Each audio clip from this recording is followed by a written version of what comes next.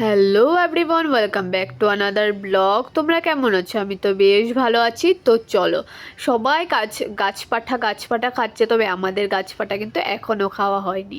তো আজকে যেহেতু শনিবার, তো নিরামিষই বানানো হয়েছে। দেখো, তোমাদের সাথে ভাবলাম শেয়ার করি। তো দেখো, সুন্দর করে কাঁঠালটা সিদ্ধ করে ভেজে নিয়েছি, তার সাথে কিন্তু আলুটাও ভালো করে ভেজে নিয়েছি।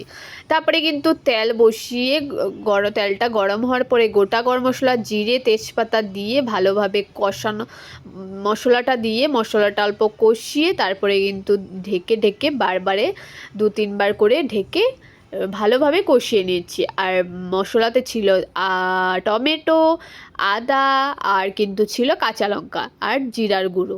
এগুলো সব দিয়ে ভালোভাবে কিন্তু সুন্দর করে 2-3 বার অল্প জল দিয়ে কষিয়েছি।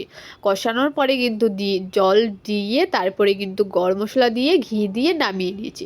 তবে আজকে তো নিরামিষ করলাম, অন্যদিন কিন্তু অবশ্যই রসুন, আদা, পেঁয়াজ এগুলো দিয়েও ট্রাই করে দেখবো, তোমাদের সাথে অবশ্যই শেয়ার করবো। আর দেখো, এখানে নামিয়ে নিচ্ছি। কালারটা কিন্তু খুবই সুন্দর এসেছিলো, জানি না ভিডিওতে কেমন লাগছে, তবে কালারটা রিয়েলে খুবই সুন্দর ছিল। এখানে এখন ভাতটাও নিয়ে নিচ্ছি। ভাতটা সুন্দর, আর দেখবে কি সুন্দর হয়ে গলে গেছে। এখন একদম মুখে চালান করে দেবো। তো ভিডিও কেমন লাগলো অবশ্যই লাইক, কমেন্ট, শেয়ার আর ফলো করে দিও চ্যানেলটাকে। আর কমেন্ট করতে সুন্দর সুন্দর ভুলো না কিন্তু।